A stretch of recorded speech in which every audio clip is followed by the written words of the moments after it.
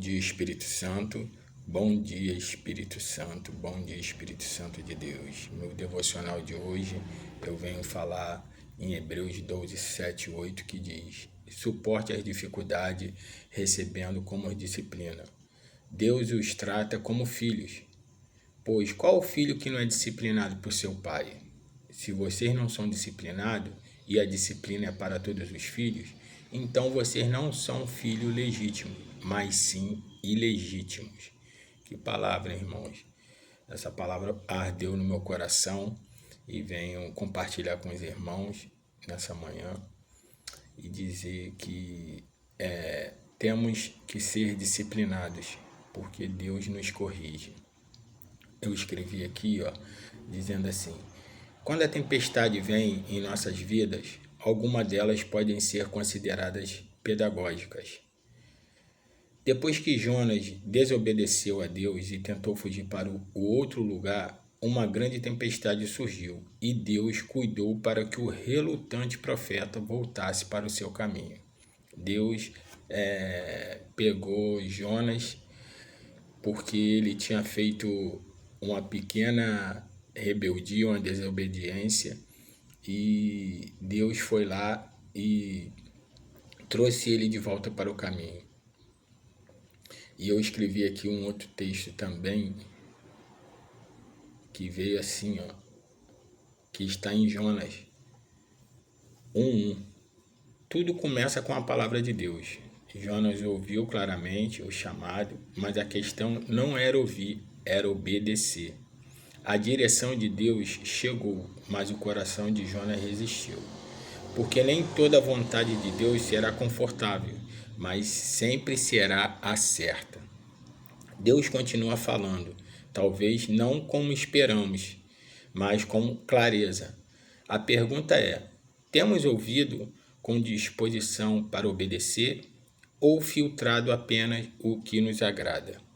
O problema não é a falta de palavra, é a falta de entrega. Hoje, esteja sensível ao que Deus está dizendo. A palavra já veio, agora é tempo de responder. E o mesmo que o caminho pareça difícil, temos que obedecer. Sempre nos levará o mais longe do que fugir. Que palavra, irmão! Esses dois textos falam assim aos nossos corações e nos mostra, que temos que estar obedecendo sempre a palavra de Deus. E continuando ali em Hebreus 12, 7, eu botei mais alguns outros textos, dizendo assim: muitas das vezes atraímos tempestade para nós mesmos quando fazemos coisas erradas. E isso é o que acontece com nós, seres humanos, porque somos pecadores. E em seguida, colhemos as consequências. Às vezes, Deus nos permite colher o que semeamos, para que finalmente Ele mude os nossos caminhos. E quando nos desviamos e enfrentamos a disciplina de Deus, isso é um lembrete de que somos filhos. Ele nos reconhece como filho mesmo. Nós andamos desviados ou enfrentando alguma dificuldade. E eu continuo dizendo aqui, esse falando de Davi em Salmos 23, 4. Davi escreveu: a tua vara e o teu cajado me protegem. Por que eu peguei esse Salmos 23? Porque ali tem uma observação muito bonita que serve para nós, que o cajado é um instrumento longo e curvado, que o pastor usa para puxar as ovelhas rebeldes de volta para a linha. Mas a vara é um instrumento para bater. Às vezes, Deus nos puxa para estar nos corrigindo, e às vezes nós não ouvimos a correção de Deus. Aí Deus, o que Ele usa? Usa a vara para querer nos colocar ali de volta ao caminho. Às vezes o pastor usa a vara para quebrar a perna de uma ovelha, se for necessário. Isso pode parecer drástico, mas é melhor ter uma perna quebrada do que se tornar um jantar de lobo. Ó, a correção. Se aquela ovelha se desviasse das demais, ela seria uma presa fácil para o lobo.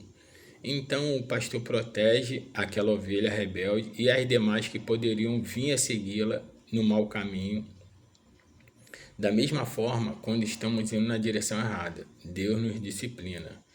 E essa é a finalidade das tempestades pedagógicas que enfrentamos nas nossas vidas todos os dias.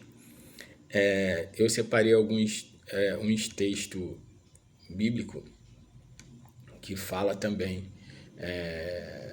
porque Deus não nos deu o espírito de temor, mas de fortaleza e de amor e de moderação, que está em 2 Timóteo 1,7. Filho meu, não rejeite a correção do Senhor, não te enojes da sua repreensão.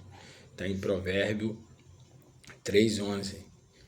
E para finalizar, está também em Provérbio 19,16. O que guarda o mandamento guardará sua alma, porém o que não desprezar os seus caminhos morrerá. Mas ele disse, antes bem-aventurado os que ouvem a palavra de Deus e os guarda. Lucas 11:28.